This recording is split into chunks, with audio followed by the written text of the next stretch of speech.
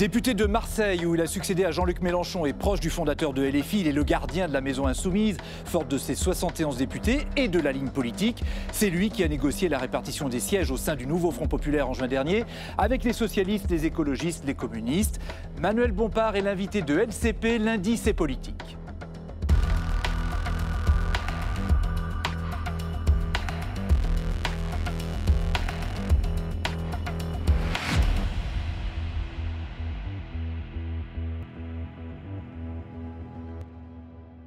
Bonsoir Manuel Bompard. Bonsoir. Coordinateur de la France Insoumise, député du Bouches-du-Rhône. Merci d'être sur le plateau de lundi, c'est politique. Et avec moi pour vous interroger ce soir, Olivier Perroux, grand reporter au service politique de l'Express, Julie-Marie Lecomte, chef du service politique de France Info, et Clément Méric, journaliste à LCP. Bonsoir à tous les trois. Bonsoir Francis. Bonsoir, Francis. Bonsoir Manuel Bompard. Bonsoir. Et puis, je n'oublie pas Hugo Couturier qui est à mes côtés. Hugo Perchoir, grâce à votre chaîne streaming. Bonsoir Hugo. Bonjour. On va avoir toutes les remontées de votre audience qui vont pouvoir interpeller Manuel Bompard. Et puis, vous avez un point commun d'ailleurs. Ah oui, Twitch et les Insoumis, c'est une grande histoire d'amour. On en reparlera de toute façon pendant l'émission. Ah oui, parce qu'il y a beaucoup de Twitchers. J'ai compté au moins 6 députés du groupe qui sont sur Twitch, quasiment 10%. C'est pas mal. Bientôt la vôtre peut-être. J'ai pas de chaîne Twitch, c'est vrai, mais j'ai participé à des formats sur Twitch. C'est un média très intéressant. Eh ben, on embrasse Dofla, bien sûr. On va en parler. Et Twitch est présent sur ce plateau aussi. Avec vous ce soir, Manuel Bompard, nous allons faire le tour d'horizon des débats politiques du moment. Les 60 milliards que le gouvernement veut trouver pour l'an prochain dans le budget, la nouvelle loi immigration annoncée hier, et puis la situation au Proche-Orient. Et puis un peu plus tard dans l'émission, nous rejoindra un invité pour débattre avec vous sur la parole en politique. Le bruit et la fureur, est-ce que c'est la bonne méthode pour se faire entendre en politique? La question vous sera posée tout à l'heure. Il y a un an, Dominique Bernard était assassiné par un de ses anciens élèves dans le collège d'Arras, où il enseignait, par un élève radicalisé. Un drame qui rappelait l'assassinat de Samuel Paty en 2020. Une minute de silence en hommage à ces deux professeurs a eu lieu aujourd'hui dans les collèges et lycées partout en France. Michel Barnier est allé cet après-midi au collège du Bois-d'Aulne, à Conflans-Sainte-Honorine, dans les Yvelines, où enseignait Samuel Paty. Le Premier ministre a rappelé l'importance de lutter contre l'ignorance et le fanatisme.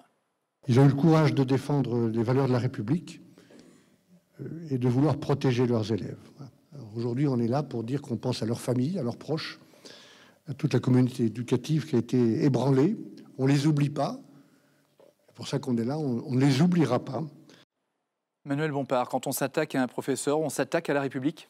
Évidemment, évidemment. Et bien évidemment, la douleur est encore vive de la mort de Samuel Paty et de la mort de Dominique Bernard. Et je trouve ça normal, légitime, important que dans une journée comme celle d'aujourd'hui, en quelque sorte, ce soit la nation tout entière qui leur rende hommage, qui pense à eux, à leurs proches, à leurs familles, à leurs collègues. Et je m'y joins, bien évidemment. La ministre de l'Éducation nationale a indiqué que le nombre de cas d'atteinte à la laïcité à la rentrée là qu'on vient de vivre a chuté par rapport à l'an dernier. 110 signalements, il y en avait eu 838 l'année dernière. Faut-il y voir, pour vous, l'interdiction de l'abaya dans les écoles ? Je ne sais pas si c'est l'impact statistique de cette décision, mais pour ma part, je l'avais dit à l'époque, j'ai considéré que cette interdiction était, à mon avis, pas une décision utile, qui a stigmatisé de manière inutile, blessé des jeunes femmes qui portaient cette tenue, non pas pour lui donner un signe religieux, mais par habitude culturelle. Pour autant, si les atteintes à la laïcité telles qu'elles sont recensées aujourd'hui dans les ministères baissent, je pense que tout le monde ne peut que s'en satisfaire. Maintenant, je pense pour autant... Vous savez, moi, j'étais par exemple le vendredi dans ma circonscription avec des élèves d'un lycée, et le sujet est venu assez naturellement sur la table. Et on voit le sujet de la laïcité, du rapport notamment à la question de la loi de 2004, au port des signes religieux à l'école. Et dans la discussion, je crois que vous pouvez convaincre assez facilement, même si parfois il y a des jeunes qui peuvent se dire « mais pourquoi on m'empêche de porter telle ou telle tenue alors que je la porte dans la vie ?» Quand vous en discutez, quand vous expliquez aux gens « mais c'est précisément pour qu'il n'y ait pas de distinction entre les élèves en raison de leur confession religieuse », je crois que c'est quelque chose qu'on peut faire avancer assez facilement. L'autre actualité, vous le savez, c'est Sanofi qui veut vendre Opella, sa branche médicaments grand public, à un fonds d'investissement américain. Ce sont des médicaments très connus et présents, j'allais dire, dans toutes les armoires pharmacies chez tout le monde, Doliprane, Maalox, Lysopaïne, une opération à 15 milliards. Les salariés en France, et notamment de l'usine de Lisieux dans le Calvados, où travaillent 900 personnes qui produisent du Doliprane, sont inquiets pour leur avenir. Le ministre de l'économie et celui de l'industrie se sont rendus sur le site ce matin pour dire que l'État exige le maintien de la production en France, condition pour maintenir l'emploi et assurer l'approvisionnement en médicaments. Le Doliprane continuera à être produit en France pas seulement parce que c'est un médicament plébiscité par l'ensemble des Français, pas seulement parce que c'est une réussite industrielle, mais parce qu'il en va de la souveraineté de notre pays et aussi de l'approvisionnement en médicaments sensibles et critiques. Le gouvernement met la pression, là, vous le voyez sur Sanofi, vous avez l'air de douter. Vous voulez d'autres garanties, vous? C'est une comédie. C'est-à-dire vous ne pouvez pas à la fois dire nous allons laisser cette partie, la filiale de Sanofi qui produit ces médicaments, être rachetée par un fonds américain et en disant en même temps nous allons faire en sorte de garantir notre souveraineté. Si vous voulez garantir la souveraineté de la France sur sa capacité à produire des médicaments, vous avez une solution simple, c'est d'empêcher le rachat par un fonds étranger. C'est-à-dire de bloquer? Mais bien évidemment, et c'est possible, vous le savez, il y a ce qu'on appelle le décret Montebourg, c'est le nom qu'on lui a donné. Le gouvernement peut utiliser cette possibilité juridique pour tout simplement empêcher, quand c'est des intérêts vitaux de la nation, pour empêcher que ça... Vous voulez dire qu'il doit le faire immédiatement? Il ne doit pas attendre, là, le gouvernement doit tout de suite empêcher la vente? Il refuse, bien sûr, et bien évidemment, il doit le faire tout de suite. Et en vérité, il refuse de le faire. N'oubliez pas qu'il faut le dépôt, avant de faire utiliser le décret Montebourg, il faut qu'il y ait le dépôt de la demande de l'investisseur. J'entends bien, mais il peut affirmer dès maintenant sa volonté de le faire, et je vois bien que ce n'est pas le chemin qu'a pris le gouvernement, qui en quelque sorte se contente d'exiger des garanties. Mais quand General Electric a racheté Alstom, la puissance publique disait nous voulons des garanties. Ces garanties, elles avaient soi-disant été données. Ça n'a pas empêché après multiplier les suppressions d'emplois. Donc je pense que la seule garantie sérieuse et crédible qu'on peut avoir, c'est de bloquer cette vente et de faire en sorte que cette filiale de Sanofi reste sous propriété française. Dans son programme présidentiel, Jean-Luc Mélenchon voulait conditionner les aides publiques aux laboratoires à des engagements précis sur les recherches de vaccins et de médicaments. Les labos, eux, disent qu'ils ont besoin d'investisseurs privés parce que ça coûte très cher. Est-ce que l'État peut tout financer ?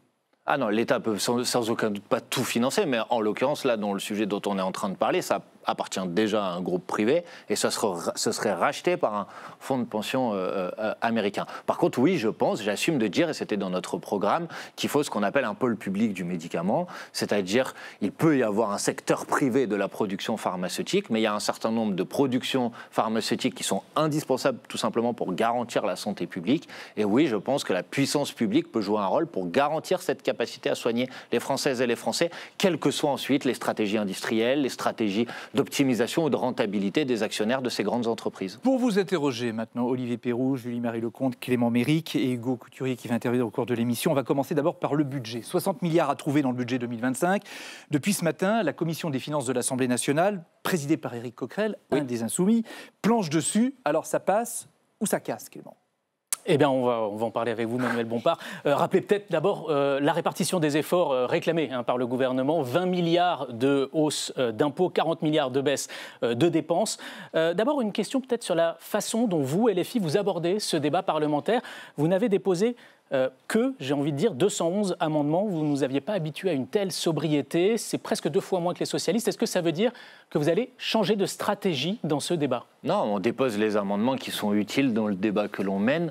Mais c'est quand même beaucoup moins que par le passé. Que sur certains autres textes, vous avez raison.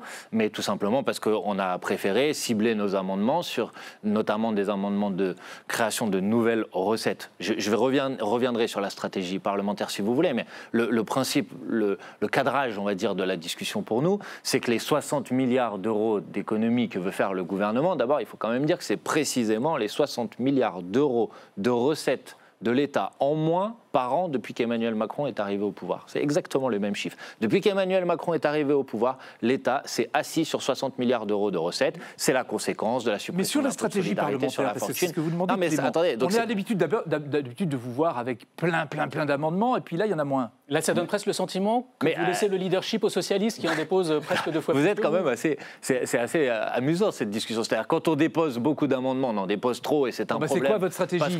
Mais notre stratégie, elle est simple. On fait ce qui est nécessaire pour pouvoir faire en sorte que ce budget soit radicalement transformé. Et pour qu'il soit radicalement transformé, ça veut dire qu'il faut supprimer toute une partie des mesures qui sont prévues dans ce budget parce qu'elles vont toucher en particulier les classes populaires et les classes moyennes, contrairement aux engagements qu'avait pris le gouvernement, contrairement aux lignes rouges qui, soi-disant, avaient été fixées par la droite, l'extrême droite, etc. Il y a dans ce budget des mesures qui vont frapper les retraités, des mesures qui vont augmenter nos factures d'électricité. Tout ça. Donc notre stratégie, elle est simple, supprimer les mauvaises mesures et et y ajouter des recettes supplémentaires en revenant sur les cadeaux qui ont été accordés par Emmanuel Macron aux plus riches et aux grandes entreprises depuis 2017. On va parler de ces mesures du budget. Jean-Luc Mélenchon aujourd'hui a revendiqué une victoire idéologique sur ce budget en faisant référence aux 2 mesures phares, taxer les plus riches, taxer les grandes entreprises qui font des profits. Ça veut dire que LFI va voter ces 2 mesures-là ?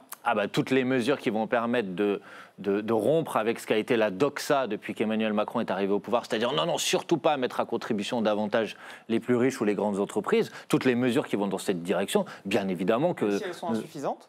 Non mais à vos yeux ? on parlait de stratégie parlementaire, nous allons faire des amendements pour faire en sorte qu'il y ait davantage de mesures qui frappent les plus riches du pays ou les grandes entreprises qui ont été gorgées d'argent public ces dernières années. Nous ferons des amendements pour établir l'impôt de solidarité sur la fortune, pour établir ce qu'on appelle l'exit tax, pour donner un exemple, pour revenir sur un certain nombre de réductions de cotisations. Julie-Marie Lecomte. Par exemple, Manuel Bompard, l'augmentation de la taxe sur le gaz, vous êtes pour ou vous êtes contre ? Je suis contre. Je suis contre. Je suis contre l'augmentation sur le gaz, je suis contre l'augmentation sur l'électricité qui sont prévues dans ce budget. Et le malus sur les voitures thermiques. Mais ça dépend. S'il s'agit à l'achat, s'il s'agit pour les nouvelles voitures, à l'achat, de dire que les voitures, notamment les grosses cylindrées qui ont un impact désastreux sur l'environnement, doivent coûter plus cher, j'y suis pas hostile. Mais en l'occurrence, quand on parle des mesures sur le gaz ou sur l'électricité, c'est des mesures qui très concrètement vont se traduire par le fait que les gens vont voir leur facture de gaz ou leur facture d'électricité augmenter. Donc ça veut dire que pour l'instant, la fin du mois doit primer sur la fin du monde, c'est ça non, les deux doivent aller ensemble. Si les mesures touchent les classes moyennes et les classes populaires... Non, mais attendez. Je comprends votre question, mais il faut prendre le budget dans sa globalité. Le budget dans sa globalité, du point de vue de l'urgence climatique et environnementale, ce budget est une catastrophe.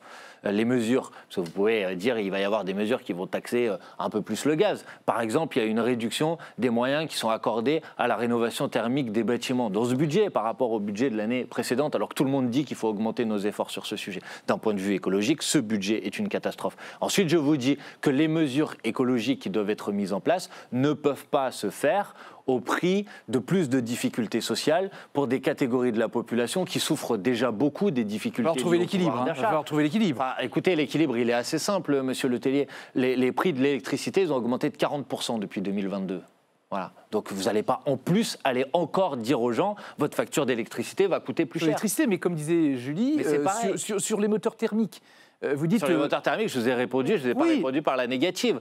Mais attendez, si vous voulez cibler les efforts au bon endroit pour la transition écologique, je suis désolé de vous le dire, ce n'est pas aux classes populaires, ce n'est pas aux ménages qu'il faut s'attaquer en priorité, c'est aux grands groupes, c'est aux grandes entreprises qui, elles, ne respectent aucun des objectifs d'un point de vue environnemental. C'est elles qui doivent être mises à contribution. Hugo Couturier, ça réagit chez vous. Justement, il y a une remarque dans le chat, monsieur le député, de Stéphane qui dit « Il faut remettre à plat le crédit d'impôt recherche, c'est donné à des boîtes qui font zéro recherche ou innovation. Je sais, il y a la mienne notamment. » Je suis d'accord sur le fait qu'il faut remettre à plat, on parlait de Sanofi tout à l'heure, le crédit impôt recherche, qui bien souvent est capté, d'abord une grande partie de ce crédit impôt recherche est capté par des très grands groupes qui ne l'utilisent pas pour financer de la recherche et du développement. Donc oui, là par exemple, si on veut faire des économies, puisqu'apparemment il faut faire des économies, là il y a des économies majeures. Il faut supprimer le crédit impôt recherche. Pas forcément les supprimer tel quel, parce que l'idée d'aider des petites entreprises à faciliter leur recherche et le développement, personne ne peut être opposé à cette idée, sauf qu'aujourd'hui c'est un effet d'aubaine pour des grands groupes qui n'ont pas besoin de ça, et le crédit impôt recherche c'est de l'argent public qui leur est accordé et qui est ensuite reversé directement aux actionnaires. Olivier Pirou. Alors, vu la configuration de l'Assemblée nationale où vous avez la majorité relative, je précise relative, pour faire passer ce budget, le gouvernement va avoir besoin d'utiliser le 49.3. Est-ce que vous déposerez une motion de censure à chaque fois ? Moi, je vais vous dire, je réponds très simplement à votre question. Oui ou non ? À chaque fois que le gouvernement utilisera un 49.3, les Insoumis déposeront une motion de censure. Mais la dernière motion de censure du nouveau Front populaire, elle a échoué. Elle a échoué pourquoi ? Parce que le Rassemblement national a décidé de ne pas la voter. Est-ce que vous devez les convaincre et comment les convaincre, ces députés du Rassemblement national ? Mais moi, quand je dépose avec mes collègues une motion de censure, c'est pour convaincre une majorité de députés de la voter. Maintenant, je pense que la question qui devrait nous être posée, c'est comment on peut avoir été élu comme les députés du Rassemblement national l'ont été, sur l'idée qu'il voulait rompre avec la politique d'Emmanuel Macron. Comment peut-on avoir été élu autour de cet objectif et servir de béquille à la continuité de la politique macroniste en France? Mais je ne fais d'appel à personne. J'interroge les contradictions des uns et des autres. Le Rassemblement national, la semaine dernière, a empêché l'inscription à l'ordre du jour de la motion de destitution et a maintenu et a permis à ce gouvernement de commencer à mettre en place sa mauvaise politique. Le problème va se poser pour vous quand le Rassemblement national déposera sa motion de censure. Vous n'allez pas la voter puisque vous répétez partout que vous aurons votez... la nôtre. Olivier Perrault, pourquoi en voter une? Justement, est-ce que ça ne revient pas à la même chose? Vous serez aussi l'assurance vie du gouvernement à ce moment-là. Attendez, on va dire les choses de manière très simple. D'abord, la semaine dernière, le Rassemblement national n'a pas déposé de motion de censure. Vous en êtes d'accord? Donc, et nous en avons déposé une. Vous en êtes d'accord? Attendez. Prenons les choses étape par étape. La semaine dernière, les seuls qui ont déposé une motion de censure, c'est le nouveau Front Populaire. Vous en êtes d'accord? Et le Rassemblement national ne l'a pas voté. Donc je vous dis, le Rassemblement national a permis au gouvernement de Michel Barnier de commencer à mettre en place son budget avec toutes les mauvaises mesures dont nous avons parlé, qui vont frapper les retraités, qui vont frapper les classes populaires et les classes moyennes. Vous répondez pas à ma question. Êtes-vous prêt à voter une motion de censure du RN? Mais pourquoi je voterai une motion de censure d'un groupe qui a 120 députés alors que nous-mêmes nous allons déposer un groupe alors que nous en avons 190. Pour faire tomber le gouvernement. Mais très bien, mais pour faire voter le gouvernement, faire tomber le gouvernement, il suffit qu'une majorité de députés vote en faveur de la motion de censure que nous déposons. Vous pensez que le gouvernement... Non, chacun son tour. Vous pensez que le gouvernement de Michel Barnier va tomber sur ce débat budgétaire?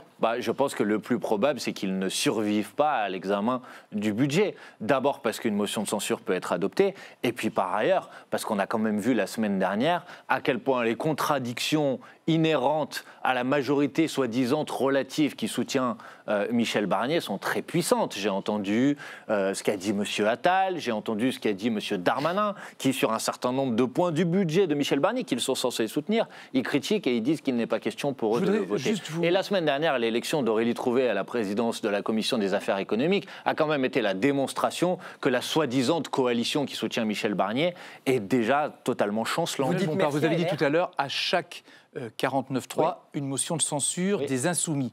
Des Insoumis ou du nouveau Front Populaire? Écoutez, moi je ne peux répondre que pour le groupe. Est-ce que vous serez suivi par les socialistes et communistes et les écologistes? Je le souhaite. Mais vous n'êtes pas sûr de ça? Je ne veux pas parler à leur place, c'est pas comme ça que ça fonctionne. Les Insoumis, on a la possibilité de déposer des motions de censure. En tout cas, à chaque fois, nous déposerons des motions de censure avec tous ceux qui veulent les déposer avec nous. Mais le cas échéant, vous assumerez de faire tomber le gouvernement avec le Rassemblement national après le Front républicain? Oui, mais madame, en France, nous ne sommes pas, par exemple, en Allemagne. En Allemagne, quand vous déposez une motion de censure, vous devez présenter une majorité alternative. Ce n'est pas le cas en France. Donc vous pouvez à la fois faire tomber un gouvernement parce qu'il y a des voix de différents groupes politiques, ça ne veut certainement pas dire que vous avez l'intention de gouverner ensemble. Vous choisissez un peu vos combats quand même, puisque faut absolument voter la vôtre, mais celle du Rassemblement national. Non, mais je ne choisis pas mes combats, je cherche à faire tomber. Non, mais là, pardonnez-moi, c'est vous qui choisissez vos questions, parce que vous m'interrogez sur quelque chose qui n'existe pas. Pour l'instant, le Rassemblement national n'a jamais déposé de motion de censure depuis que Michel Barnier est arrivé à Matignon. Donc excusez-moi de vous dire que moi, je déposerai des motions de censure et que je voterai les miennes. Alors, c'est pas une motion de censure, mais là, l'information vient de tomber. La motion de rejet préalable de votre parti, la France Insoumise, sur les résultats de la gestion et de l'approbation des comptes publics de 2023 vient d'être adoptée avec les voix du RN. C'est une victoire pour vous quand même? Mais bien sûr. Mais attendez, quand je dépose une motion de rejet, enfin, qu'est-ce que c'est? Forcément, mon objectif, c'est qu'elle soit adoptée. Vous pouvez dire avec les voix du RN, je peux vous dire que le groupe Lyotte, j'ai pas les résultats du vote, mais il me semble que le groupe Lyotte, si je crois ce qu'ils disaient, en tout cas dans leurs interventions, l'a sans doute voté aussi. Vous pourriez me dire que ça a été adopté avec les voix du groupe Lyotte, par exemple. Vous ne voulez pas faire un barrage républicain contre Lyotte? Mais ce n'est pas le sujet. Enfin, moi, qu'est-ce que vous voulez faire? Vous voulez demander aux députés du Rassemblement national de ne plus pouvoir voter? Ils sont là dans l'hémicycle. Donc s'ils votent en faveur ou s'ils votent contre, ça leur regarde eux. Moi, je porte les combats sur la base des convictions politiques qui sont les miennes. Je pense que ce budget est mauvais, donc je pense que ce budget ne doit pas voir le jour et j'utilise les moyens à ma disposition pour faire en sorte qu'il ne voit pas le jour, tout simplement. Voilà pour le budget. Il y aura une nouvelle loi sur l'immigration en 2025. Elle a été annoncée hier par la porte-parole du gouvernement, Maud Bréjon. Et c'est reparti pour un tour, j'allais dire, Julie. Et est-ce que pour une fois, Manuel Bompard, vous êtes d'accord avec Gabriel Attal? Ce n'est pas totalement la priorité. J'aimerais vous dire oui, mais je vais même vous dire que ce n'est pas du tout la priorité. Non, écoutez, d'abord, il y a eu une trentaine de lois sur l'immigration depuis 40 ans en France. Et la dernière, elle date de l'année dernière. Moi, j'étais contre. Mais bon, la moindre des choses, peut-être, c'est quand on vote des lois, d'essayer d'évaluer si ça sert à quelque chose C'est-à-dire que même ou vous, pas, vous dites, avant d'en faire une attendons de nouvelle. voir ce que produit la loi. Non, je ne vous dis dernière. pas que j'attends de voir ou que j'espère quoi que ce soit de cette proposition, de cette loi adoptée l'année dernière. Je dis juste qu'il faut arrêter d'empiler les lois les unes sur les autres sans à aucun moment se poser la question de leur impact et de savoir si c'est positif ou si c'est négatif. Pour le reste, tout le monde a bien compris que c'est le petit cadeau que Michel Barnier fait au Rassemblement national en espérant par là même que le Rassemblement national ne les censure pas et que ainsi Michel Barnier puisse passer Sauf que l'étape Jordan du Bardella ce budget. matin a Tout dit le monde non, l'a non, compris. c'est pas du tout le calcul. Hein. Oui, oui. Il se laisse la C'est liberté. plutôt Retailleau qui se fait un cadeau Jordan à lui-même. Bardella dit beaucoup de choses, c'est pas pour ça que c'est une vérité. En tout cas, je pense que tout le monde a compris que c'était ça l'objectif. Vous savez, souvent on me dit oui, mais l'immigration c'est la priorité des Françaises et des Français. Moi j'ai regardé les baromètres de priorité des Français encore ce week-end. La première des priorités c'est le pouvoir d'achat. Bizarrement, il n'y a pas une loi sur le pouvoir d'achat chaque année en France. Pourtant, si on faisait en fonction des priorités des Français, c'est ce qu'on devrait faire. Moi je préfère qu'on fasse une loi sur le pouvoir d'achat. Si le gouvernement passe. La seule mesure qu'on connaît pour l'instant, c'est l'augmentation de la durée de placement rétention, 90 jours à 210 jours, quasiment 7 mois. J'ai vu. C'est non, absolument non Absolument. pour vous. Absolument. Et je trouve que la manière avec laquelle... C'est un petit peu plus qu'en Allemagne, beaucoup moins qu'en Italie par exemple. Oui, si vous voulez qu'on calque notre politique migratoire sur le gouvernement de Mme Mélanie, issu de l'extrême droite. C'est ce qui est en train de se passer selon vous en France? C'est ce que vous venez de dire, puisque vous venez de dire que la durée... Non, attendez, je réponds sur le fond du sujet. Moi, je suis radicalement opposé. Et la manière avec laquelle on a essayé de faire croire que toutes les personnes qui sont dans des centres de rétention administrative aujourd'hui sont des délinquants est tout simplement honteuse. Mais les 210 jours, Manuel Bompard, ne l'essentiel des personnes qui... Attendez, laissez-moi terminer de répondre à une question. L'essentiel des personnes qui sont aujourd'hui en centre de rétention administrative, c'est des familles, c'est des déboutés du droit d'asile, c'est parfois des enfants, et dire qu'on va les enfermer pendant plus de 200 jours, je trouve ça mais complètement scandaleux. Alors, le gouvernement dit que les 210 jours, ce sera pour les criminels sexuels, les profils dangereux, avec l'objectif donc de se donner assez de temps pour obtenir le laissez-passer consulaire qui permettra de les renvoyer dans leur pays. Ça veut dire que se donner les moyens d'expulser un migrant condamné pour un crime sexuel, vous êtes contre. Mais là, c'est vous-même qui faites une analogie entre le fait qu'en amenant la durée à 210 jours, on va se donner davantage de moyens. Je ne le crois pas du tout. Si un pays refuse de délivrer un laissez-passer consulaire au bout de 100 jours, qu'est-ce qui vous dit qu'au bout de 200 jours, il l'aura délivré? Strictement rien. Ou alors, si je suis votre logique, dans ce cas-là, peut-être qu'il va falloir enfermer à vie en centre de rétention administrative tant que le laissez-passer consulaire aura été délivré. Vous savez bien que ce n'est pas le problème. Et y compris dans les drames qu'on a connus ces dernières semaines, parce qu'on a eu des drames sur le sujet, la durée maximum d'enfermement en centre de rétention administrative n'avait pas été atteinte. Mais le laissez-passer consulaire est arrivé le lendemain de l'assassinat. Oui, mais la durée maximum telle qu'elle est prévue par la loi d'enfermement en centre de rétention administrative n'avait pas été dépassée. Donc c'est démagogique d'essayer de faire croire aux gens qui nous écoutent qu'en augmentant la durée dans laquelle on peut être en centre de rétention administrative, on va régler le problème de la réception des laissez-passer consulaires. Je ne pense pas du tout que ça soit la solution. Si Michel Barnier tombe, si la gauche peut constituer un gouvernement, sur l'immigration, vous faites quoi demain ? D'abord, on évalue un petit peu ce qui a été fait. J'ai parlé de 30 lois sur les 40 dernières années. Peut-être qu'on peut... rien de plus. Non, attendez, d'abord, vous savez, après d'abord, il y a ensuite, généralement, dans une phrase. Donc si on commence par d'abord, c'est parce qu'on essaie quand même de faire des choses en regardant l'impact de ce qui a été fait précédemment. Et la vérité, c'est qu'on empile les lois sur ce sujet, toujours dans la même logique. Et ça ne fonctionne pas. Donc je dis qu'il faut changer de logique. Changer de logique, ça veut dire garantir les conditions d'un accueil digne pour les gens qui arrivent en France. On a été capable de le faire, par exemple, pour les Ukrainiens. Ça s'est très bien passé. On a accueilli 110 000 réfugiés ukrainiens en France. Ça s'est très très bien passé. Pourquoi ? Parce qu'on a créé les conditions pour que cet accueil soit digne. Et puis ensuite, ça veut dire travailler sur les causes du départ. Les gens qui partent, qui quittent leur pays, qui partent de leur famille, ils ne le font pas par bonheur, ils ne le font pas par plaisir, ils le font parce qu'ils sont poussés dehors. Ils sont poussés dehors parce qu'on a des... Attendez, on m'a demandé de donner une réponse, donc j'essaie de la donner. Vous ne baisserez pas l'aide au développement, par exemple? Mais non, mais par exemple, et puis la question des accords économiques qui sont passés, par exemple, avec un certain nombre de pays. Par exemple, ils ont fait des accords de pêche inégaux avec le Sénégal, par exemple. Ça pousse des gens après à partir. Et justement, Olivier, vous proposez un contre-budget. Le NFP propose un contre-budget. Pourquoi vous ne proposez pas une contre... Ou est-ce que vous allez le faire, peut-être? On a contre-réforme de l'immigration. Écoutez, à plusieurs reprises dans la mandature précédente, nous avons fait des contre-projets au projet de loi du gouvernement sur l'immigration. Et il n'y a aucune difficulté à le faire à nouveau. Mais attendez d'abord qu'on vérifie si le gouvernement va tenir jusqu'à l'examen de cette loi sur l'immigration, ce dont je doute fortement. Et justement, parce que là où vous avez raison tout de suite, vous disiez que le pouvoir d'achat, c'est la première préoccupation des Français. Mais en l'état, aux dernières élections européennes, un vote sur 3 Français était lié au sujet, enfin, la préoccupation pour ce vote était justifiée par le sujet de l'immigration pour un tiers des électeurs aux européennes. On a l'impression que vous en parlez peu. Là, vous venez de développer beaucoup d'idées, etc. Mais j'ai regardé votre programme, les livrets thématiques, le livret migration du programme LFI. Oui, il y en a un. Non, mais la preuve qu'on en parle. Vous ne parlez pas des OQTF, par exemple. Il n'y a pas le mot OQTF une seule fois dans ce livret migration. Mais ce n'est pas parce qu'il y a une logique aujourd'hui qui est à l'œuvre, qui s'appuie sur l'idée que pour lutter contre le problème, puisque c'est comme ça que c'est présenté dans le débat public, de l'immigration, la logique devrait être une logique d'essayer d'empêcher les gens de rentrer. Ça, c'est la logique qui est à l'œuvre aujourd'hui. Donc on multiplie les décisions sécuritaires, etc. Moi, je pense que ce n'est pas la bonne logique. Je pense que la bonne logique, c'est de se poser la question de savoir comment on fait en sorte que les gens n'aient pas besoin de partir. Donc mes propositions ne sont pas les mêmes, effectivement, que celles qui sont défendues aujourd'hui par la droite. Mais l'immigration n'est pas un tabou à gauche. La question de l'immigration n'est pas un tabou, bien évidemment, on n'a pas de difficulté à en parler. Mais pourquoi on en parlerait toujours avec le vocabulaire de la droite et de l'extrême droite? Moi, par exemple, je pense qu'il faut régulariser l'ensemble des travailleuses et travailleurs sans papier, l'ensemble des personnes qui ont un contrat de travail. Parce qu'en vérité, c'est la grande hypocrisie de ce pays, c'est qu'il y a des gens sur qui on compte pour occuper. Un emploi sur 10 en France est occupé par un travailleur immigré. Alors moi, je vais vous dire, plutôt que de les dénigrer à longueur de journée, alors de ce point de les vue, remercier. Vous dites la même chose que certains grands patrons. Le patron de Stellantis dit « moi j'ai besoin de main-d'œuvre immigrée aussi ». Ou peut-être que c'est lui qui dit la même chose. Peut-être, mais peut-être pas pour les mêmes raisons. Sans doute pas pour les mêmes raisons. Alors justement. Sans doute pas pour les mêmes raisons. Moi, je vous dis juste qu'il y a des travailleurs aujourd'hui qui occupent des fonctions essentielles à la vie de la nation et qui sont maintenus dans l'illégalité, dans la clandestinité, qui payent des cotisations sociales, qui contribuent à la solidarité nationale, mais qui n'en bénéficient pas. Je trouve que cette hypocrisie est scandaleuse. Hugo Couturier. Oui, monsieur Bompard. Bon, le chat est à fond derrière vous. Voilà. Vous avez les insoumis dans le chat. Et moi, j'aimerais vous poser une question sur les CRA.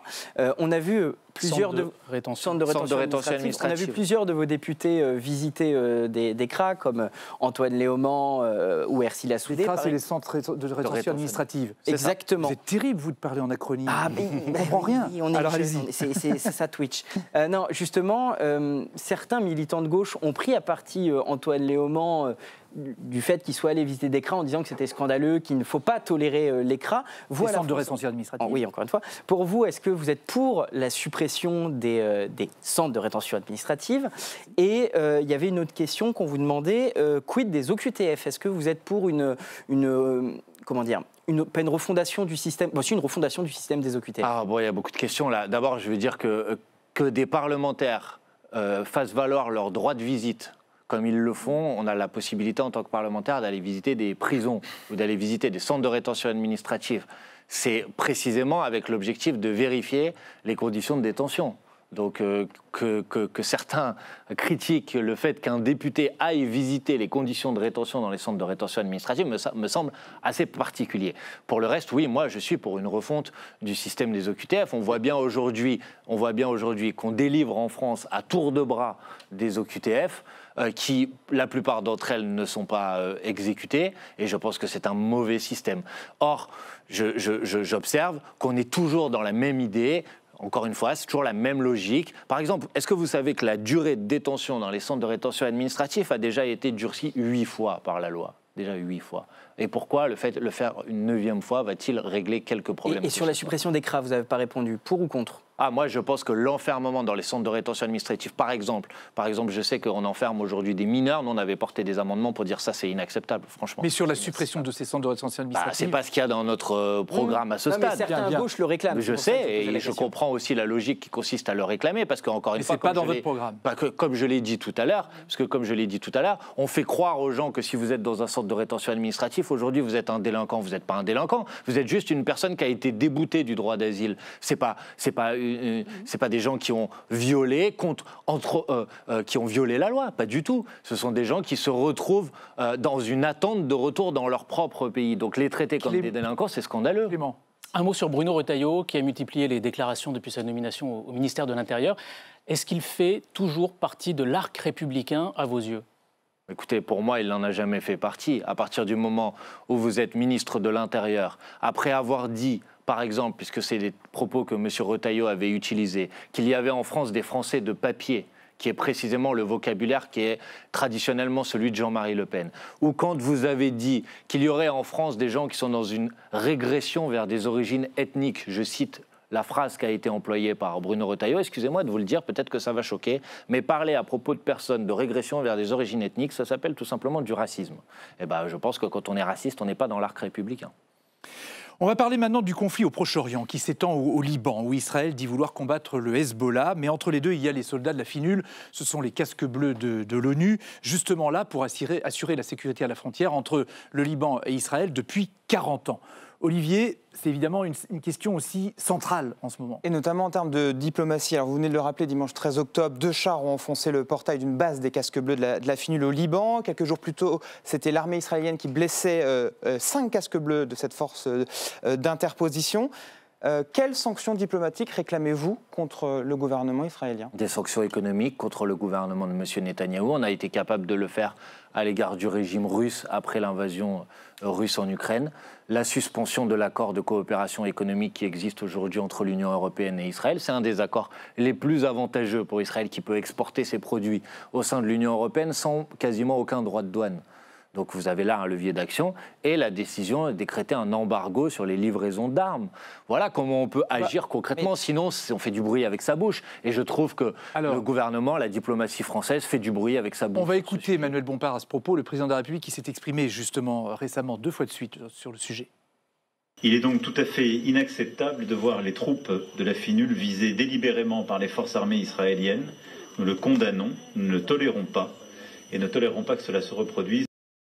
Ça, c'est une parole qui compte, celle du président de la République. Bah non, elle ne compte pas, puisqu'il a dit ça après la deuxième, sauf erreur de ma part, attaque qui a visé une base des Nations Unies, parce que la FINUL, c'est les Nations Unies. Elle ne compte pas, mais enfin, pour vous, elle va dans votre sens. Et il y en a bien eu une troisième. Elle va dans votre sens. Mais bien sûr qu'elle va dans mon sens. Mais moi, ce que j'attends quand même du président de la République et de la diplomatie française, c'est quand la France dise quelque chose sur la scène internationale, que c'est une influence sur le déroulé des événements. Sinon, ça ne sert strictement à rien. Et pour ça, il faut utiliser les leviers d'action qu'on a à notre disposition pour créer un rapport de force. Alors, je vous en ai donné 3 exemples tout à l'heure. Un des leviers diplomatiques, c'est justement l'intervention de ces casques bleus. Est-ce que vous considérez qu'il faut augmenter le contingent des casques bleus au Liban aujourd'hui pour sécuriser la région? Mais d'abord, il faut les protéger. Enfin, vous n'allez pas demander d'envoyer encore plus de casques bleus. C'est compliqué parce que les casques bleus sont là pour protéger. Si on protège ceux qui protègent, ça va être compliqué. Non, mais d'accord, mais pour les protéger, excusez-moi, l'action, le levier d'action, il est diplomatique, encore une fois. Enfin, je ne sais pas jusqu'à quand M. Netanyahou va pouvoir faire ce qu'il veut, quand il veut, sans que personne ne lui dise rien. La question, c'est est-ce qu'il faut envoyer plus de casques bleus ou pas? Mais je ne sais pas, moi je ne suis pas à l'Organisation des Nations Unies.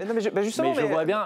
en 2022... Attendez, ne me dites pas que je ne vous ai rien dit sur ce sujet, je vous ai donné 3 exemples de ce que la France peut faire pour faire en sorte que ça s'arrête. Je vais vous donner un autre exemple. En 2022, quand la Russie envahit l'Ukraine et que menace les réacteurs nucléaires, Jean-Luc Mélenchon réclame l'intervention des casques bleus. Oui, sur les réacteurs nucléaires, comme nous l'avions dit à l'époque, pour essayer de commencer... Attendez, mais les réponses, elles s'évaluent au regard de la complexité. Il y a déjà des casques bleus sur place. Il en manque? Il n'y en a pas assez? Donc je n'en sais rien, moi, je suis pas fermé à l'idée qu'il puisse y avoir plus de casques bleus, mais aujourd'hui il y en a déjà sur place et on voit bien que malheureusement ça ne règle pas le problème. Si vous voulez régler le problème, il faut augmenter le niveau du rapport de force avec M. Netanyahou pour qu'il arrête. L'objectif, ça doit être, c'est pas d'envoyer des casques bleus, l'objectif c'est d'obtenir un cessez-le-feu global dans la région, à Gaza et au Liban. À l'inverse, Manuel Bompard, puisqu'ils sont aujourd'hui menacés, ces casques bleus, est-ce qu'ils devraient se retirer pour des raisons de sécurité? Je ne le souhaite pas, parce qu'ils ont une mission à mettre en œuvre. Et cette mission, elle n'est pas terminée. Donc, ça fait plus 40 ans que ça dure. Ce serait un échec que les casques bleus soient contraints de se retirer. Et ce serait quand même dramatique que la France, mais pas seulement la France, toutes les puissances qui sont intégrées dans la FINUL ne soient pas en capacité de faire respecter de la part du gouvernement israélien une règle simple, c'est qu'on ne s'attaque pas à des casques bleus. Ça me paraît quand même être une évidence. Netanyahou veut que les casques bleus partent. Bah oui, c'est son objectif. Que la FINUL parte, vous vous dites qu'il faut que les casques bleus restent je le souhaite. Pour ne pas céder à Netanyahou, mais dans les conditions actuelles, ils restent pour faire quoi? Ils restent pour faire la raison pour laquelle ils sont là-bas, c'était protéger le sud Liban et la frontière. Et ils avaient une mission. Non mais d'accord, mais la solution, c'est pas qu'ils partent. La solution, c'est que Netanyahou arrête. Je ne sais pas comment le dire, je peux le redire 4 fois, 5 fois. Il faut des sanctions. Est-ce que la France elle-même, d'après vous, doit prendre des sanctions si l'Europe ne suit pas? Parce que l'Europe est divisée. Est-ce que la France... Non mais attendez, les mesures dont je vous ai parlé, c'est des mesures que la France peut prendre seule. Enfin, je veux dire, infliger des sanctions, c'est mieux de le faire à l'échelle européenne, ça aura plus de poids et plus d'impact. Mais oui, la France doit le faire seule si c'est nécessaire, de la même manière que la France peut décider seule de reconnaître officiellement l'État de Palestine. L'Espagne l'a fait il y a quelques mois. Pourquoi la France ne le fait pas? Est-ce que la France seule, ça suffit? Mais je ne sais pas si ça suffit, mais au moins ça permet de faire quelque chose quand même, parce que sinon on fait quoi? On fait rien et on contemple comme ça le massacre de plus de 40 000 personnes à Gaza et de plus de 2000 Libanais qui sont déjà morts sous les bombardements de l'armée israélienne, et on dit rien, alors que la France est soi-disant une voie de la paix qui compte dans le monde, que la France et le Liban ont des relations qui sont des relations d'amitié depuis des années et des années. Benyamin Netanyahou lui-même, personnellement, il faut des sanctions contre lui. Je suis favorable à ce qu'il y ait des sanctions qui frappent le gouvernement israélien, M. Netanyahou lui-même, bien évidemment. Mais je vous rappelle que M. Netanyahou fait l'objet d'une demande de la part du procureur de la Cour pénale internationale, d'un mandat d'arrêt comme criminel de guerre. Enfin, c'est de ça dont on est en train de parler. Donc peut-être que la France pourrait hausser quand même le niveau de rapport de force avec lui, tout simplement pour faire en sorte que la paix arrive le plus rapidement possible. Et Clément. Ça fait 20 ans que Benyamin Netanyahou est Premier ministre, même plus de 20 ans. Ça fait 20 ans que la situation pourrit littéralement jusqu'à arriver à ces crimes de guerre qui sont commis par Benyamin Netanyahou. Est-ce qu'une intervention potentiellement militaire pourrait être une intervention contre lui? Puisque visiblement, ça fait 1 an que tout le monde dit qu'il faut qu'il arrête, il continue. Est-ce qu'une intervention militaire, en dernier recours, pourrait être une solution? Écoutez, moi je suis pour la diplomatie. Vous savez bien que généralement la guerre augmente encore les difficultés. Donc je suis pour la diplomatie, et avant d'envisager ce type d'option, je préconise qu'on essaye d'abord de faire ce que l'on n'a pas fait pour l'instant, c'est-à-dire d'utiliser les leviers dont nous disposons. Il n'y a pas besoin de faire la guerre. Vous savez, si vous suspendez l'accord de coopération économique entre l'Union européenne et l'État d'Israël, je vais vous dire que M. Netanyahou va réfléchir à 2 fois avant de continuer à faire ce qu'il est en train de faire. Emmanuel Macron, à 2 reprises ces derniers jours, a demandé d'arrêter de vendre des armes à Israël. LFI, à plusieurs reprises, a accusé la France de vendre elle-même des armes offensives à Israël. Vous continuez d'accuser la France? Écoutez, d'abord, je me félicite qu'enfin le président de la République commence à comprendre quelque chose qui est assez simple, c'est que si vous voulez un cessez-le-feu et vous voulez que ça s'arrête, vous ne vendez pas des armes qui aident à tuer. Pour le reste, ce n'est pas LFI qui avait accusé. Il y avait eu une enquête d'un journal indépendant de mémoire, je vous dis ça de mémoire, je peux me tromper, c'était le journal Disclose, je crois, mais peut-être que je me trompe, qui avait effectivement pointé le fait qu'il y avait eu des composants utilisés dans la construction de fusils mitrailleurs qui avaient été utilisés à Gaza. Donc ce n'est pas des accusations gratuites de la France insoumise, c'était sourcé sur la base d'un travail d'investigation. Le ministre de la Défense, la semaine dernière, a redit que les seuls dispositifs militaires vendus par la France à Israël étaient à vocation défensive. Je sais, et il avait dit ça aussi avant l'enquête de vos collègues de ce journal Disclose. Donc peut-être n'avait-il pas dit complètement la vérité. Sur cette question des armements aussi, si vous souhaitez l'arrêt des ventes d'armes à Israël, c'est pour favoriser la paix. Ça veut dire que vous souhaitez aussi que l'Iran arrête d'alimenter en armes le Hezbollah? Non mais pour l'instant, qui attaque le territoire libanais? C'est l'État d'Israël et c'est l'armée israélienne. Et pour faciliter un cessez-le-feu, vous dites qu'on ne peut pas vendre des armes si on veut qu'il y ait la paix. Également le territoire israélien. Non mais attendez. Que... Après on reviendra dans ces détails si vous voulez, mais 97% des personnes qui sont mortes aujourd'hui dans l'affrontement entre Israël et le Liban sont des Libanais, madame. Donc, vous ne pouvez pas faire un signe d'égalité entre les actions de l'armée israélienne et l'action du Hezbollah. Maintenant, je vais être très clair. Si vous voulez je vous interromps juste, Manuel Bompard, quand vous dites ça, parce que quelle différence vous faites entre les interventions de l'armée d'Israël et les roquettes du Hezbollah? Je vous ai donné juste un rapport chiffré sur le nombre... À part le chiffre, sur le fond.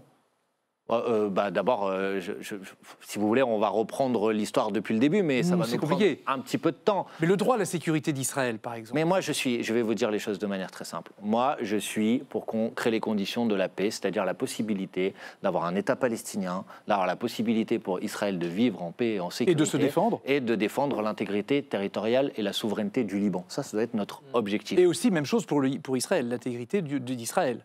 L'intégrité d'Israël sur la base des frontières qui sont reconnues par le droit international, c'est-à-dire les frontières de 1967.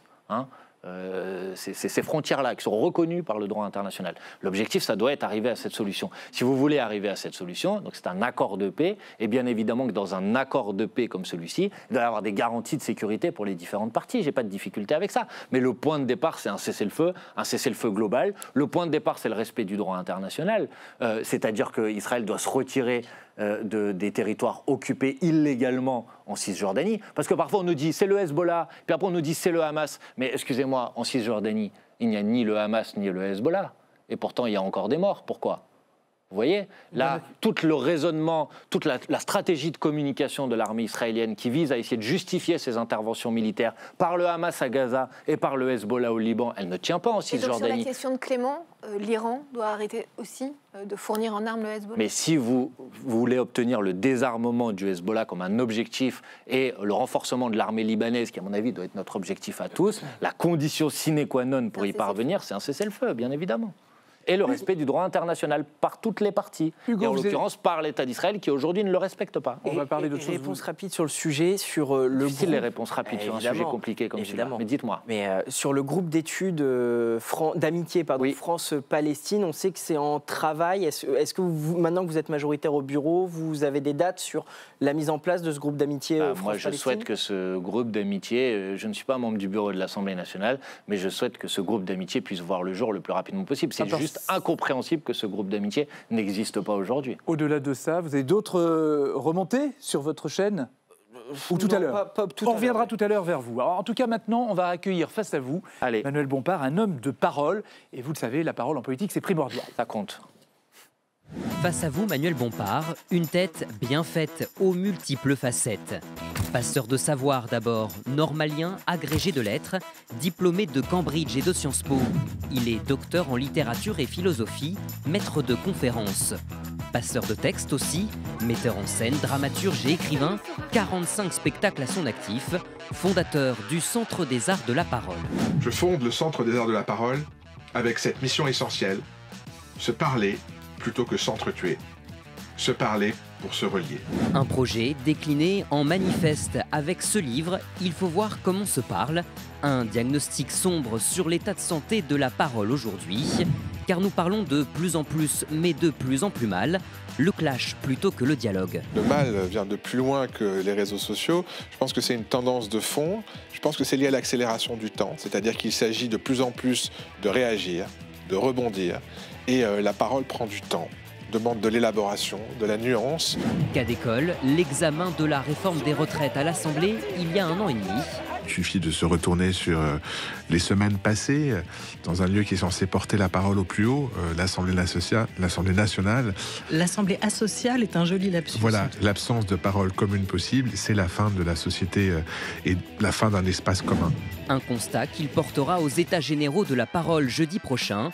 Ce soir, il vous interpelle Manuel Bompard. Face à vous, l'anticonflictuel Gérald Garuti.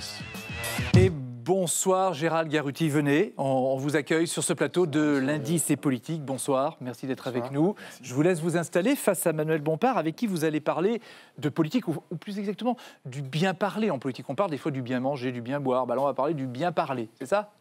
Oui. Je vous laisse avec Manuel Bompard. Très bien, bonsoir. Bonsoir. Eh bien, enchanté de vous retrouver pour un espace que j'espère non conflictuel. On va essayer, on va voir. Si possible.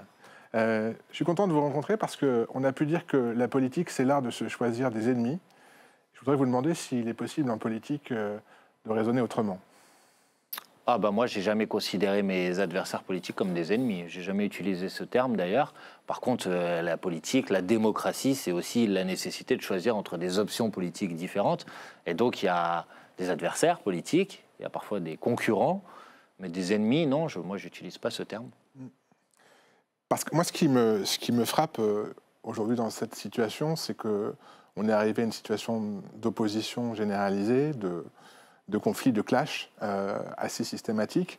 Et il m'a semblé comprendre et entendre que cette logique de conflictualisation était une manière de raisonner, une manière peut-être même d'arriver au pouvoir. Moi, j'aimerais voir avec vous s'il y a une évolution possible sur champ-là. Des évolutions, hein. Moi je suis toujours ouvert à la discussion, mais d'abord il faut sans doute partir du bon point de départ, du bon diagnostic. La conflictualité au sens de contradiction entre des projets ou des idées politiques différentes, à mon avis, elle est inhérente à la démocratie. Faire croire que la démocratie, ce serait en quelque sorte le règne du consensus, c'est une vision de la démocratie qui n'est pas la mienne. Voilà. Donc je pense que la conflictualité, elle est inhérente à la démocratie, à la nécessité d'éclairer les citoyens pour avoir à choisir entre les différents choix politiques qui s'offrent à eux. Premièrement. Deuxièmement, je sais que la France Insoumise a fait l'objet de beaucoup de caricatures. Mais vous savez, moi je crois que ce qui affaiblit la parole politique, personnellement c'est ma conviction, c'est davantage l'utilisation du vocabulaire en politique pour ne rien dire, le culte de la langue de bois, de ceux qui disent tout et son contraire dans la même phrase. Vous êtes d'accord avec ça, Gérald Garouti? Vous faites le même moi je peux avoir un défaut, mais moi j'essaye de dire franchement ce que je pense. Oui, bien sûr, une parole vide de sens, langue de bois, les fameux éléments de langage corsetés qu'on a vu dérouler. D'ailleurs, on l'a vu pendant les débats, j'allais dire pour la présidentielle, mais pour la ministérielle, pour la première ministérielle à laquelle vous participiez d'ailleurs, que j'ai vu. Mais bien sûr, éléments de langage, mais moi j'ai été sensible par exemple au fait qu'il y avait une ligne de discours qui pouvait être tenue de façon, je dirais, un peu systémique, un peu systématique, indépendamment de ce qui pouvait se passer. Je vous donne un exemple au hasard. Nous appliquerons tout le programme et uniquement notre programme, quelles que soient les possibilités. Et comment est-ce qu'on peut faire une majorité quand on est minoritaire et qu'on refuse le compromis ou la coalition? Ben justement, précisément, je crois que c'est une mauvaise compréhension, je pense, de ce que je crois, de ce que nous avons dit. Nous avons dit les choses de manière très simple. Nous avons dit il y a la mise en place d'un gouvernement. Et ce gouvernement, il doit refléter le résultat des élections. Aujourd'hui, parmi les 3 blocs qui se sont présentés aux élections législatives, il y a un bloc qui est arrivé en tête, c'est le Nouveau Front Populaire. Donc, c'est lui qui doit constituer le gouvernement. Et l'objectif, la base de ce gouvernement, c'est le programme du Nouveau Front Populaire, parce que c'est celui qui a, le plus que les autres, été choisi par les électrices et les électeurs. Puis ensuite, il y a la démocratie parlementaire, et c'est là où vous testez votre capacité à gagner des majorités. Et il est évident qu'à partir du moment où vous êtes dans un système de majorité relative, que si nous étions, et si le président de la République avait nommé Lucie Castet comme chef d'un gouvernement du Nouveau Front Populaire, nous aurions déposé des propositions de loi à l'Assemblée nationale, et il y aurait eu des débats parlementaires et la recherche de compromis et de consensus, parce que c'était indispensable pour obtenir une majorité. Donc vous pouvez à la fois avoir une base gouvernementale qui est claire, qui est celle qui a été choisie par les électrices et les électeurs, et après vous pouvez avoir du débat parlementaire qui permet de créer des majorités. Je pense que l'un ne s'oppose pas à l'autre, en tout cas c'est ma conviction. Oui, ça j'entends bien si on rentre sur la question proprement politicienne par rapport au Parlement. Mais si on revient à ce qu'est la parole, et une parole de responsabilité, ce qu'on observe quand même aujourd'hui, c'est une défiance absolument radicale, le fait que personne n'est satisfait de la situation actuelle. On arrive à un état de clash permanent. Et je pense que raisonner en termes de, bien sûr, de camp, d'adversaire, c'est ce que vous faites, c'est le jeu politique. Mais la question du bien commun, est-ce que vous n'avez pas l'impression que cette question-là est passée à la trappe pour simplement des enjeux qui sont des enjeux extrêmement, j'allais dire, tranchés? Je ne le crois pas, mais je vais essayer de... Vous avez dit au début, je suis d'accord avec vous, la parole politique est extrêmement discréditée, etc. De quoi j'aurais l'air, si vous voulez? Après avoir fait campagne en disant... si vous votez pour moi en tant que député et mes collègues dans les autres circonscriptions, on va se battre pour l'augmentation du SMIC. Bon. De quoi j'ai l'air si je vous dis « Ah ben non, finalement, on va gouverner, mais cette promesse qu'on a défendue dans la campagne, finalement, elle n'existe plus parce qu'un tel ou un tel ne le veut pas. » De quoi j'aurais l'air? Ma responsabilité, c'est de porter la parole des électrices et des électeurs qui m'ont confié un mandat. Or, la difficulté aujourd'hui, ce n'est pas le fait que les uns ou les autres n'auraient pas d'attention au bien commun. Je vais vous dire, je pense que mes adversaires, et pourtant ce sont mes adversaires, ils imaginent défendre une vision du bien commun de la même manière que moi. D'accord? Notre difficulté, ce n'est pas celle-là. Notre difficulté, c'est qu'aujourd'hui, vous avez 3 projets politiques qui sont tout simplement contradictoires. Ils sont contradictoires, ces ce que vous dites, Gérald Garouti, c'est un problème de style, c'est ça, si je comprends bien. Ah, bah, j'ai pas entendu qu'un problème de style. Je sais pas, c'est ce que je peux comprendre. Non, on n'a pas entendu que ça, mais c'est ça que vous voulez dire. C'est un peu plus pour moi qu'un problème de style. C'est même plus qu'un problème de forme. Je pense que c'est véritablement un problème de de rapport à la parole. C'est bien pour ça d'ailleurs que moi je ne viens pas ni comme journaliste, ni comme homme politique, je n'ai aucune ambition politique, je ne me présenterai pas contre vous ni aux élections, je ne cherche pas à avoir le pouvoir. Mais vous auriez le droit. Oui, le droit, mais pas l'envie. Ce que je souhaite, c'est une transformation du rapport à la parole. Je considère que la parole est dégradée, qu'elle est discréditée, que la parole est atomisée et qu'elle a des conséquences désastreuses dans l'ensemble des champs, un bras d'honneur par-ci, une insulte par-là, une pancarte dans des lieux qui sont sacrés. Autrement dit, je trouve qu'il y a une profanation généralisée de la parole, en particulier la parole publique, la parole politique, et au sein du champ médiatique, il y a un enjeu, et pas seulement sur les réseaux sociaux. Donc ma question, au-delà de la question des coalitions, des enjeux, c'est celle de la responsabilité de la parole des hommes politiques. Vous dites, j'ai la responsabilité de porter ceux qui m'ont élu. Mais avant cela, je veux dire, si par exemple vous aviez été Premier ministre, vous avez la responsabilité de gouverner pour l'ensemble des Français. Donc ça, vous ne représentez pas un camp, vous représentez un pays. Mais bien évidemment. Alors attendez, il y a plusieurs choses dans ce que vous dites. Premièrement, je vais vous dire sur la parole, pardonnez-moi, mais j'ai un point de désaccord avec ce que vous avez dit. Vous ne pouvez pas mettre sur le même plan un bras d'honneur. Moi, j'ai jamais fait de bras d'honneur dans l'enceinte de l'Assemblée nationale et je trouve ça tout à fait inadmissible et inacceptable. Vous ne pouvez pas mettre ça sur le même plan avec une action symbolique de protestation en portant une pancarte sur tel sujet, venir avec un plat de pâtes pour dire, vous voyez, vous allez augmenter, ça va avoir des conséquences. Notre rôle aussi, c'est de faire exister des débats qui existent dans la société, même quand ils n'existent pas à l'Assemblée nationale.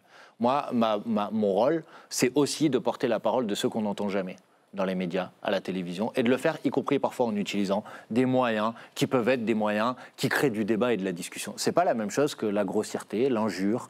Moi, je n'ai jamais utilisé de grossièreté ou d'injure. Par contre, je revendique, oui, d'avoir parfois, à l'Assemblée nationale, provoqué des actions de protestation parce que je trouvais qu'il y avait un sujet qui n'était pas suffisamment porté et qui devait l'être. Et je ne crois pas qu'en faisant ça, j'affaiblis la parole politique. Je crois au contraire que je lui donne plus de force. Je me permets de vous interrompre parce que pour le coup, en tant qu'homme de théâtre, je sais ce que c'est qu'un happening et je sais ce que c'est que faire un événement pour faire du show, du spectacle. Mais je ne pense pas que l'Assemblée soit un lieu de spectacle. Je pense que ce soit un lieu d'orateur, un lieu de prise de parole. Là, on est devenu dans une situation quand même où la parole n'est plus audible. C'est que c'est devenu contre-productif. C'est devenu, y compris ceux qui regardent. C'est qu'on est passé, je dirais, d'une parole politique à une parole spectaculaire, mais au sens le plus démonétisé du terme. Honnêtement, je vais vous dire sincèrement, je pense que c'est un peu une caricature des débats qui existent à l'Assemblée nationale. Tout à l'heure, vous montriez dans votre sujet la réforme des retraites. Pardonnez-moi, mais pendant la réforme des retraites, il y a eu des très beaux moments de politique. Il y a eu des très beaux moments d'affrontement politique, mais d'affrontement sur des sujets majeurs, de savoir est-ce qu'on considère que c'est plutôt la retraite par répartition ou plutôt la retraite par capitalisation, est-ce qu'on considère que quand on a cotisé toute sa vie, est-ce que c'est pas légitime de pouvoir profiter un peu de son temps. Je sais que parfois, c'est aussi le monde médiatique qui vient retenir de ces débats seulement telle scène ou telle scène. La vérité, c'est qu'à l'Assemblée, il y a des débats qui sont des débats de qualité. Et puis, il y a des moments aussi, et ça participe de la politique. La politique, c'est aussi convaincre des gens, et pour convaincre des gens, c'est aussi faire en sorte que votre message s'adresse à eux. Et pour que votre message s'adresse à eux, vous devez aussi parfois produire des effets de communication. Alors, ça participe de la bataille politique. Des effets de communication, mais moi ce que j'interroge, c'est, là, il y a une étude qui est sortie par la Fondation Jean Jaurès, à laquelle j'ai contribué par exemple, qui montre que le sentiment de violence, notamment de violence verbale, est extrêmement accru. Ça veut dire que les gens ont l'impression que les autres sont de plus en plus violents, et sans vraiment reconnaître qu'ils le sont même. Autrement dit, la violence verbale, c'est toujours les autres. C'est toujours les autres qu'on entend, mais pourtant ce sentiment est très partagé. On ne peut pas exonérer la parole politique, surtout celle qui se veut, sinon radicale, en tout cas du moins vraiment extrêmement tranchée comme la vôtre. Et je reviens à la question de la conflictualisation. Est-ce que vous pensez qu'on peut bâtir un projet de société commun dans un pays divisé sur une logique de conflictualisation ? Écoutez, la difficulté, à mon avis, de votre raisonnement, c'est que vous niez les conflictualités qui existent dans la société. La société, elle n'est pas faite aujourd'hui de gens qui sont tous sur un pied d'égalité. Il y a de la confrontation, il y a de la conflictualité, il y a des rapports de domination qui existent dans la société. Et vous verrez, c'est constant depuis Jean Jaurès. C'est même constant depuis la démocratie athénienne. Ça a toujours existé, la domination, les rapports de classe. C'est la suite de ce que j'allais dire qui est constant depuis Jean Jaurès. Jean Jaurès a une très belle citation dans laquelle il dit, dans l'entreprise, le patron qui licencie, il le fait juste en signant un papier dans le calme. Vous voyez, ça ne fait pas de bruit, ça ne fait pas de confrontation. Par contre, celui qui le subit, c'est d'une violence totale. Où est la violence à ce moment-là ? À votre avis, elle est dans celui qui crie à la fin parce qu'il n'est pas d'accord pour faire ça ? Ou est-ce que la violence, elle est dans celui qui signe le papier pour jeter à la rue 300 familles ? Alors moi, je pense que la violence, elle est dans celui qui signe le papier pour jeter à la rue 300 familles et pas dans ceux qui protestent, même si parfois ils le protestent peut-être avec des mots un peu forts. Je pense que l'enjeu, c'est de canaliser la violence et pas de la laisser exploser. Et je pense que ça suppose... Mais la parole politique, elle est là pour ça. Il faudra en donner l'exemple. Donc il faut l'exprimer. Ben oui, mais si cette violence, si vous voulez la canaliser, il faut l'exprimer. En tout cas, elle n'est pas exprimée par des discours sirupeux qu'on va vous en avoir avez comme ça parlé autour d'une calmement, en table. tout cas, sur ce Ah, plan. mais On a pu avancer. Non, mais c'est très bien, c'est intéressant. Mais Merci. le débat mériterait quasiment qu'on se voit pendant 3 heures pour en discuter. C'était un petit peu... On vous laisse après. C'est un point Sur la chaîne de Twitch d'Hugo Couturier. Allez, Hugo Perchoir, merci Gérald Garuti. Merci à sur vous, le plateau merci. de Lundi, c'est politique. Vous pouvez rester assis. On va faire un dernier tour de table avec mes confrères qui voudraient vous poser une question plus personnelle, plus directe à vous, Manuel Bompard. Oui, bah si, quand on parle de personne, à personne. Il va y avoir une législative anticipée en Isère. Oui. Pas anticipée, une législative partielle. Je suis obsédée par les élections anticipées. Est-ce que Lucie Castet est votre candidate ? On n'a pas aujourd'hui, d'abord la démission du député précédent n'a pas encore été enregistrée à l'Assemblée nationale. Ça fait partie des scénarios, honnêtement. On en discute avec elle. D'abord, il faut qu'elle le souhaite. Elle le souhaite. Je ne sais pas, vous avez l'air de le savoir. Alors, mettons qu'elle vous le souhaitez. Est-ce que vous le souhaitez? Moi, je pense que si Lucie Castet veut être candidate et qu'elle souhaite être candidate sur cette circonscription, la France Insoumise, puisque c'est une circonscription qui a été affectée à la France Insoumise dans le cadre du nouveau Front Populaire, c'est légitime que la France Insoumise en discute avec elle. Mais admettez l'idée que cette discussion, elle puisse avoir lieu entre nous et pas forcément... Oui, mais alors on a l'impression que vous n'êtes pas très chaud. Non, Olivier, pas du tout. Vous auriez pu me dire oui, c'est super, c'est notre... Mais je vais pas parler... Mais attendez, mais d'accord, mais je ne vais pas parler à sa place. C'était notre candidate pour Matignon. Ça reste notre s'engager au Parlement. Attendez, ne me faites pas dire ce que je n'ai pas dit. Il n'y a aucun refus d'enthousiasme dans mes propos. Je vous réponds avec franchise sur le fait que d'abord, la moindre des choses, c'est d'en discuter avec elle avant de vous en discuter avec vous. Pour le reste, Lucie Castet, c'est non seulement vous dites ça a été notre candidate à Matignon, c'est vrai, mais je vais même vous dire quelque chose, ça le reste. Donc moi, s'il y a une dissolution, s'il y a une démission ou si le gouvernement de M. Barnier tombe, je souhaite que ce soit Lucie Castet notre candidate comme fonction de Premier ministre. Donc ça va en termes d'enthousiasme. Olivier, sur le justement sur Lucie Castet, j'ai une question assez simple qui est plutôt un étonnement. La question d'un parachutage, ça ne vous dérange pas ? Mais d'abord, c'est encore une fois, c'est pour ça que vous voyez bien.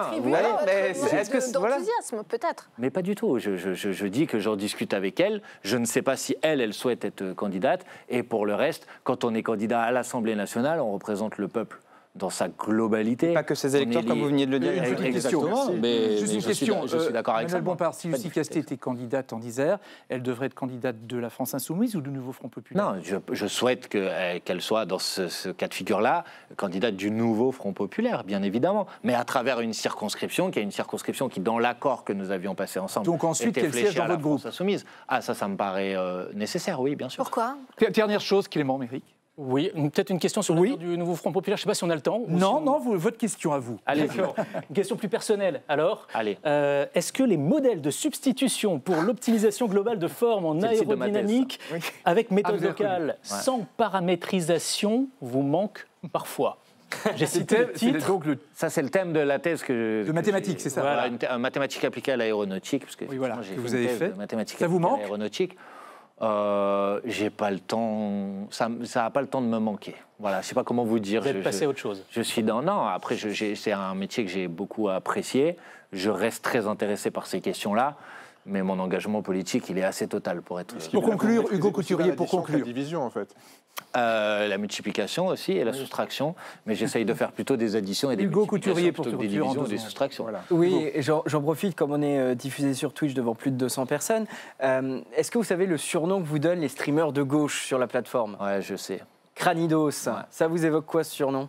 Attendez, c'est qui d'abord ? Je me suis renseigné sur le sujet. C'est un Pokémon qui a un cerveau. On vous appelle gros cerveau avec lequel il tape. Voilà. Ah, d'accord. Voilà. Donc je le prends plutôt. Honnêtement, je le prends plus. Ça m'amuse et je le prends plutôt comme quelque chose de sympathique à mon égard. Voilà. Merci Manuel Bompard d'avoir été sur le plateau avec nous de Lundi, c'est politique sur LCP qui revient la semaine prochaine. Bonne soirée sur la chaîne parlementaire.